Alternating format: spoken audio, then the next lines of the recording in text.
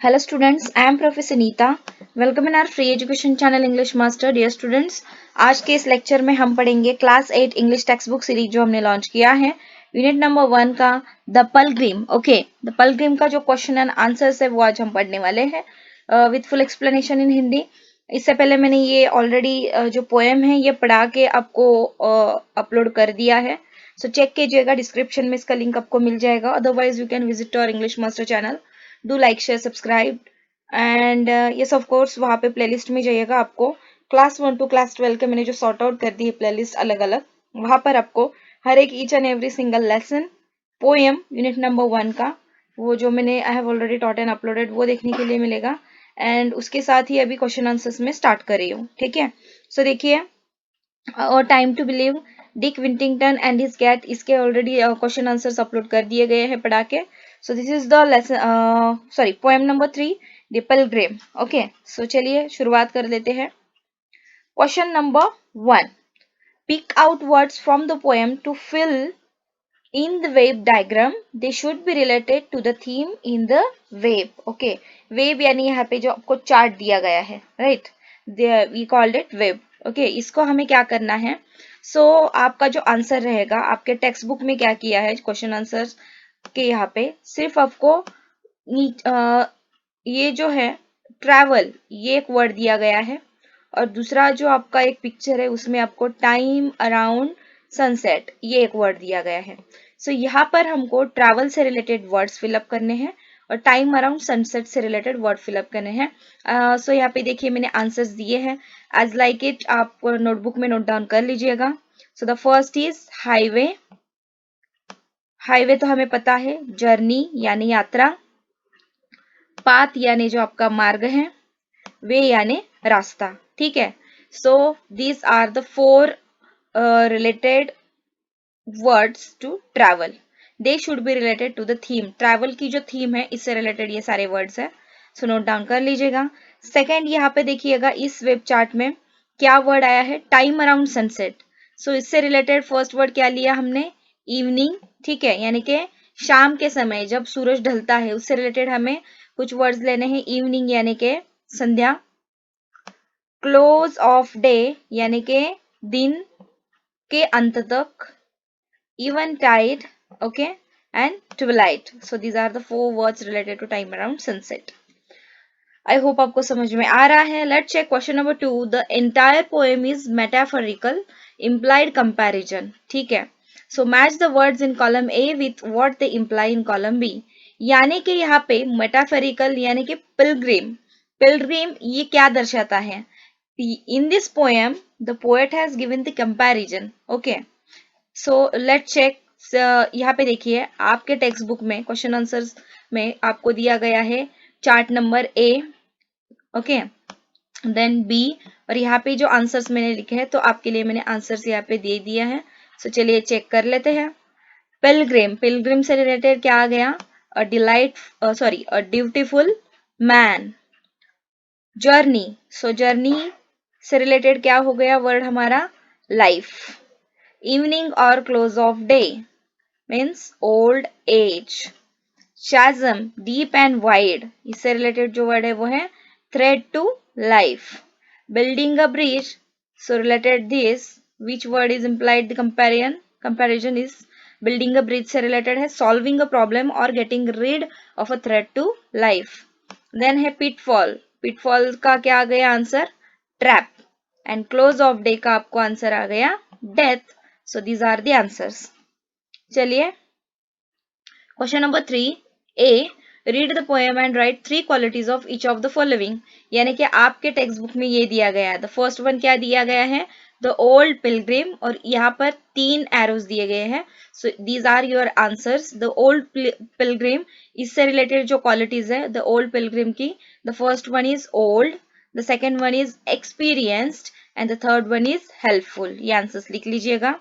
Second क्या दिया है, द फेलो पिलग्रिम. तो द फेलो पिलग्रिम से रिलेटेड क्या वर्ड्स हैं, curious qualities. First quality is curious, second is puzzle and the third one is thoughtless. Let's check what is the next. इसमें ही जो थर्ड दिया गया है आपको, द यंग पिलग्रिम, इससे रिलेटेड वर्ड्स या फिर क्वालिटीज आपको लिखने हैं। द यंग पिलग्रिम से रिलेटेड जो क्वालिटीज है, first one is young, second is frighten and the third one is inexperienced. Okay, so let's check question number 3B, answer in your own words. आपको आपके खुद के भाषा में ये आंसर लिखना है। नंबर ए, क्वेश्चन 3B में का ए, Why did the old man have no need to build the bridge across the chasm? ठीक है, सो इसका आंसर क्या दिया है? The old pilgrim had already crossed the chasm and would never pass that way again. Hence, the old man had no need to build the bridge across the chasm. Okay, so this is the answer. चलिए, B, what explanation did he give to the fellow pilgrim for his thoughtful deed?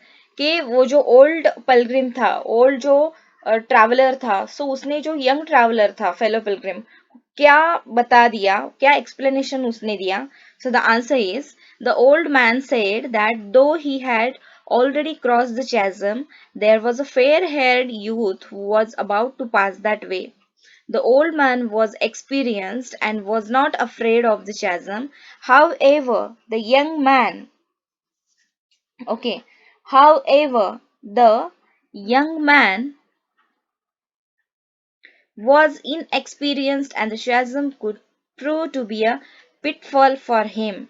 He too had to cross it at twilight and the old man was building a bridge to help this youth. यानी कि इस poem में हमने क्या पढ़ा है? Already we I have taught you the poem and मैंने already upload कर दिया है.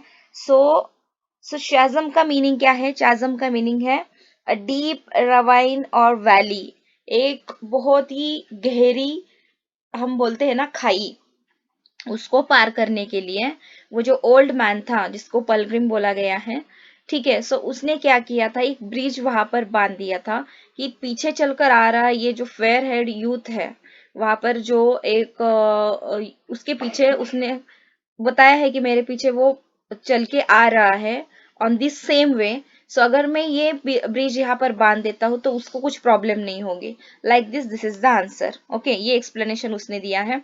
See, what message does the poem convey to all of us, कि हमें इस पोएम से क्या मैसेज मिलता है? Moral of the poem what? The answer is, the message that the poem conveys to us is that we must be generous and unselfish and think of others, कि हमें खुद के बारे में ज्यादा सोचना, यानी कि खुद के बारे में ही हम सोचे ना, दूसरे के बारे में भी हमने सोचना चाहिए. अनसेल्फिश यानी कि निस्वार्थी भावना से हमें दूसरों की मदद करनी चाहिए. We must try to help others, हमें दूसरों की मदद अवश्य करनी चाहिए. who are not as experienced as we are, जैसे कि अब अभी आप क्लास 8 में हो, अगर क्लास 7 के कोई स्टूडेंट्स या फिर आपके कोई फ्रेंड्स आपको कुछ पूछते हैं कि आप अभी क्लास 7 पास आउट करके 8 में गए हो, 8th में गए हो, ठीक है, सो क्लास 7 में अगर उनको कुछ डिफिकल्टीज आते हैं तो you can help them. Okay, this we called the generous and unselfish and think of others. like these are the 3 qualities जो हम वहां पर प्ले करते हैं रोल. ओके, सो चलिए, question number 4A, note the rhyming words in the first stanza. Students, rhyming words आपने class 5 से पढ़े होंगे. सो चलिए मैं आपको वापस से समझा देती हूँ. पहले हम पोएम ये देखिए, फर्स्ट स्टैंजा में जो आए हैं देख लेते हैं. A pilgrim going alone highway, came at evening old and grey, to a chasm deep and vast and wide, the old man crossed in the twilight dim. The chasm held no fear for him, but he paused when he reached to other side and built a bridge to span the tide. So जिसका हम अभी देखिए, जब हम वो ये poem बोलते हैं तो लास्ट में जो वर्ड्स आते हैं, अगर उनका हमने बोलते वक्त जो प्रोनाउंसिएशन होता है, दैट टाइम अगर वो एंड में अगर मैच हो जाता है तो उसको हम राइमिंग वर्ड्स कहते हैं. यमक जुड़ने वाले शब्दों से कहते हैं. सो देखिए, वे ग्रे, ये क्या हो गया आपका? फर्स्ट राइमिंग पेयर हो गया. सेकंड हो गया wide, side and tide. Okay, wide, side, tide, ये तीनों भी वर्ड्स का जो हम प्रोनाउंस करते हैं ना, सो एंड सेम हो जाता है, wide, side, tide. And there is one more, dim him, dim him. तो यहाँ पर इन्होंने ये राइमिंग वर्ड्स दे दिए हमें. अभी देखिए, आपको क्या बताया गया है आपके टेक्स्ट बुक में, poet has used a deliberate pattern of lines that rhyme with other lines in the poem और द स्टांजा, यानी कि एंड में जो वर्ड्स आते हैं हर एक लाइन के, सो उससे उस पोएम को एक बहुत अच्छा फील भी आता है और हम पढ़ते वक्त हमें भी बहुत अच्छा लगता है कि हाँ एंड में कुछ तो उसमें अच्छी बात है, ठीक है। This pattern can be identified by giving the rhyming pairs of words the same letter of the alphabet, ठीक है। सो इससे हमें यहाँ पे देखिए फॉर एग्जांपल ये फर्स्ट स्टांजा जो है, so this has the pattern A A B C C B B, so A A B C C B B is called the rhyme scheme, so rhyme scheme इसको कहते हैं। And of the first stanza of the poem the pilgrim, the pilgrim की जो poem है, देखिए rhyme scheme हम देख लेते हैं, ठीक है। वे आ गया, ठीक है। अभी हम अल्फाबेट से इसको मैच करेंगे, ए, ठीक है, ए से ए जुड़ गया। अभी सेकंड क्या आ गया हमारा, बी, ए के बाद क्या आता है, बी, ये नेक्स्ट वर्ड है इसलिए हम क्या बोलेंगे, बी, राइमिंग पेयर। लेकिन इससे जुड़ा हुआ कहां पर आ गया, यहाँ पे, so this we called B and B, okay. B के बाद क्या आता है student, C, of course this is the third word, so देखिए सी सी, सो हमारी राइमिंग पेयर क्या हो गई, राइमिंग स्कीम हमारी A B C C B B, look at here, A B C C B B. समझ में आ गया कि राइम स्कीम कैसे ढूंढते हैं। चलिए अभी हमको आपके टेक्स्ट बुक में ये क्वेश्चन आया है कि बी में, now right the rhyme scheme of the second stanza, remember that a line in the second or third stanza may rhyme with lines in first stanza. 2. You may use the same letter of the alphabet as used in the first stanza. First stanza में जो शुरुआत की है हमने, ठीक है, so यहाँ पे शुरुआत हमने क्या की, A B C C B B, अभी ए बी और सी यहाँ पे यूज किया। अभी नेक्स्ट स्टैंजा में उससे आगे के अल्फाबेट लेंगे हम, यानी कि डी, ठीक है। सो यहाँ पे सेकेंड स्टैंजा में आपकी राइम स्कीम क्या आ गई है, D D A B B, और थर्ड स्टैंजा में आ गई है ई ए एफ एफ सी सी। आप जैसे मैंने आपको फर्स्ट जो आपका स्टैंजा है उसमें बता दिया है कि किस तरह से राइम स्कीम हमने चेक किया है, लाइक दैट आपको सेकेंड और थर्ड जो आपके स्टैंजाज है उसमें भी चेक करना है, ओके। एंड आपको देखना है कि ये राइम स्कीम आती है या नहीं, दीज आर योर आंसर्स। चलिए see, find two lines that contain inversion, inversion यानी क्या उसको पहले देख लेते हैं, ठीक है। What is inversion, inversion is a figure of speech, ठीक है, फिगर ऑफ स्पीच यानी कि ये शब्द हम बोलते हैं ना, शब्दालंकार इसको हिंदी में बोलते हैं। सो चलिए मैं आपको विथ एग्जांपल समझाती हूँ। यहाँ पर आपको टू लाइंस देने हैं जो इन्वर्जन दर्शाते हैं। फर्स्ट हमने लिया कि mat evening cold and grey to a chasm deep and vast and wide. अभी यहाँ पे देखिए the correct prose order is came on cold and grey evening, came on a cold and grey evening to a deep and wide and vast chasm. So inversion क्या होता है, sometimes poet change the correct grammatical prose order of words in a line of a poem. This may be to emphasize something or to make line rhyme. The figure of speech is called inversion और एनास्ट्रोपी, इसको inversion या फिर एनास्ट्रोपी बोलते हैं, जिसमें जो बोलते हैं ना ग्रामेटिकल जो प्रोज ऑर्डर होता है वो चेंज किया जाता है, ठीक है। Came at evening cold and grey to a chasm deep and vast and wide, इस तरह से यहाँ पे दिया गया है। लेकिन यह इसका जो करेक्ट फॉर्म है, ठीक है, सो इसका जो correct as per the prose order, ठीक है, द करेक्ट प्रोज ऑर्डर जो हम इसका बताएंगे that we call the inversion figure of speech. The correct prose order क्या हो गया, came on a cold and a gray evening to a deep and wide and vast chasm, okay. Number 2, to the fair haired youth may a pitfall be। अभी इसका देखिए the correct prose order क्या हो गया इसका, to the fair haired youth it may be a pitfall, ठीक है, it may be a pitfall. So this is the correct prose order जो कि आगे पीछे हो जाता है जो पोएम लिखते हैं poets, okay. So that time they will as per the grammatical sequence वो लाइंस या फिर उनके जो भी स्टेंजाज होते हैं वो प्रिपेयर नहीं करते हैं, वो वैसे लिखते नहीं है। लेकिन जब यहाँ पर इस तरह का जब डिफरेंस दिखाई देता है, so then we call it the inversion figure of speech, ठीक है। सो नेक्स्ट है pick out one line is that contains the following figures of speech. अभी देखिए ये और एक फिगर ऑफ स्पीच आपके पोएम में आया है, We called it tautology. What a tautology? Let's check. To a chasm, यहाँ पर आपको क्या दिया है, एक एग्जाम्पल दिया है, to a chasm deep and vast and wide. अभी देखिए, the words vast and wide have similar meaning. Tautology, ये जो figure of speech है, sometimes a line in a poem may contain two or more words that convey the same meaning. ठीक है, एक से ज्यादा, एक या फिर दो वर्ड्स ऐसे होते हैं कि जिनका मीनिंग एक जैसा ही होता है, तो so this figure of speech is called tautology. जब एक ही लाइन में दो वर्ड्स आते हैं और दोनों का भी मीनिंग सेम है, तो उसको कौन सा फॉर्म कहते हैं, फिगर ऑफ स्पीच कौन सी कहते हैं, टॉटोलॉजी. Okay, got it. चलिए, वास्ट यानी के बहुत बड़ा, और वाइड का मतलब भी होता है फैला हुआ. वास्ट यानी फैला हुआ और वाइड का मतलब भी फैला हुआ. सो दोनों वर्ड्स का मीनिंग एक जैसा है. That's we called in this line which figure of speech is there is tautology. Let's check the sentence B, that is the figure of speech is personification. ठीक है, what is personification? चलिए line through पढ़ते हैं. A pilgrim going alone highway. The highway, यहाँ पे क्या आ गया, the highway is given the human quality of being lonely. यानी कि यहाँ पे क्या बोला गया है, pilgrim going alone highway, यानी कि रास्ता, अकेला रास्ता. इंसान क्या होता है, यानी कि ह्यूमन क्वालिटी जब किसी दूसरी चीज को या फिर वस्तु को दी जाती है तो उसको पर्सोनिफिकेशन कहते हैं. सो मैं आपको इसका एक एक्सप्लेनेशन देती हूँ. व्हेन इनएनिमेट ऑब्जेक्ट्स और आइडियाज, यानी कि जो निर्जीव वस्तुएं होती है या फिर चीजें होती है या फिर विचार होते हैं, आर गिवन ह्यूमन क्वालिटीज, जिसको ह्यूमन क्वालिटीज दर्शाई जाती है, so the figure of speech is called personification. For example, और एक मैं एग्जाम्पल देती हूँ, the flowers dance merrily in the breeze. अभी द यहाँ पे क्या बोला था कि the flowers are given the human quality of dancing. Flowers तो डांस नहीं करेंगे, फूल तो नाचेंगे नहीं, सो डांसिंग क्वालिटी किसकी है, ह्यूमन की. दैट्स लाइक ये अलोन यानी अकेलेपन की जो क्वालिटी है वो ह्यूमन में आती है.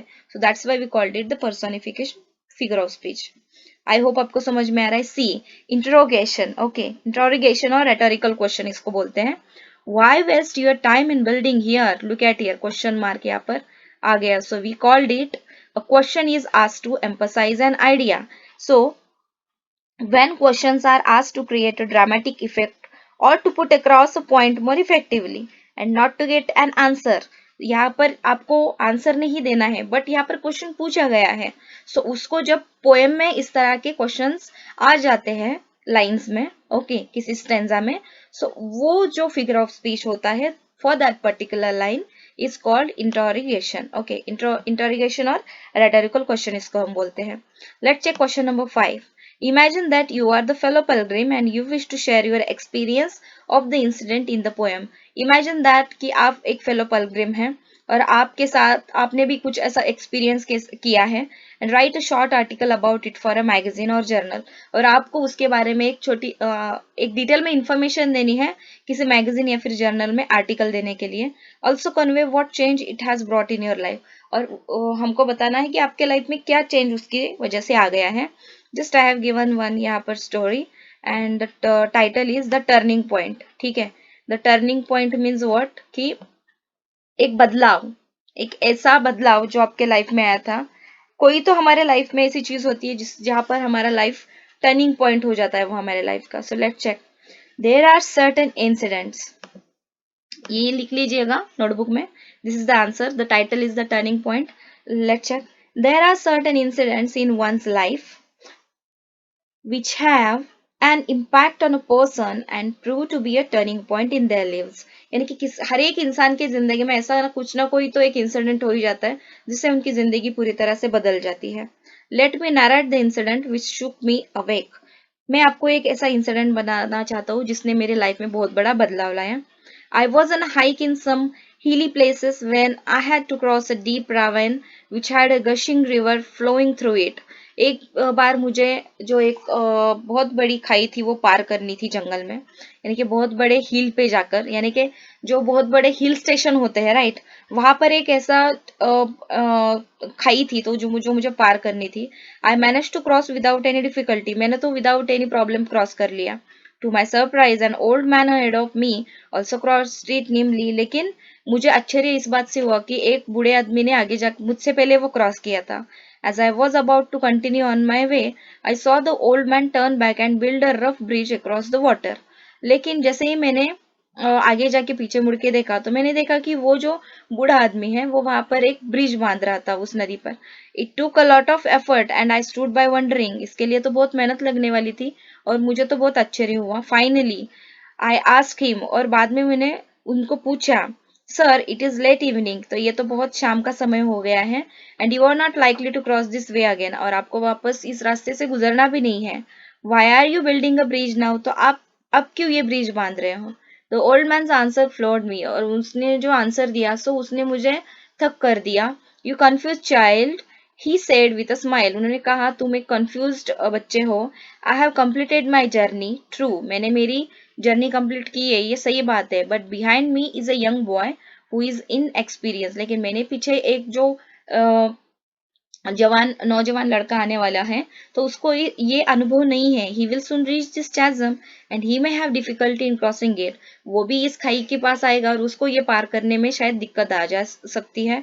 I am building this bridge to help him, और मैं ये ब्रिज उसको मदद करने के लिए बांध रहा हूँ. I stood still amazed at the generosity and unselfishness of the old man. मैं तो वहां पर वो देखते ही रह गया कि ये निस्वार्थी की जो भावना उनमें थी. Who was putting in time and effort to help someone he did not even know. एक ऐसे इंसान की वो मदद कर रहे थे कि जो उनको जानते भी नहीं थे. he was building a bridge that he would never ever cross, और वो ब्रिज तो वो बाद में क्रॉस भी नहीं करने वाले थे. this incident left an inedible this incident left an indelible mark on my mind. इस वजह से मेरे दिमाग में ये इंसिडेंट छप गया. सिंस दैट टाइम, और उस वक्त से, I always try to help others even though it may not be beneficial to me in any way. उस समय से मैं हर एक इंसान की मदद करता हूँ जिससे अगर मुझे कुछ फायदा भी नहीं होने वाला है तब भी. हाउएवर, यानी कि it gives me something immeasurable. इसने मुझे बहुत कुछ एक ऐसी चीज दी है जो हम बता नहीं सकते. Piece and happiness. पीस यानी जो दिमाग की शांति रहती है, हैप्पीनेस यानी जो खुशी रहती है. Try it out won't you, और आपको भी ये ट्राई करना चाहिए विदाउट अनसेल्फिशनेस. ठीक है, विदाउट सेल्फिशनेस यानी कि विथ अनसेल्फिशनेस, निस्वार्थी भाव से आप किसी की मदद करके देखो, जो उससे आनंद आपको मिलता है, दैट इज इमेजरेबल, यानी कि उसको आप गिन नहीं सकते. सो this is the answer. I hope students आपको समझ में आया है. द पिलग्रिम ये जो पोएम है class 8 English text book series unit number 1 में, सो उसके क्वेश्चन एंड आंसर्स आज हमने फुल एक्सप्लेनेशन इन हिंदी पढ़े हैं. सो चलिए चलते हैं, जल्दी ही मिलते हैं नेक्स्ट लेक्चर में. तब तक के लिए take care of yourself, family, friends. Have a great day ahead. Thank you. Bye bye.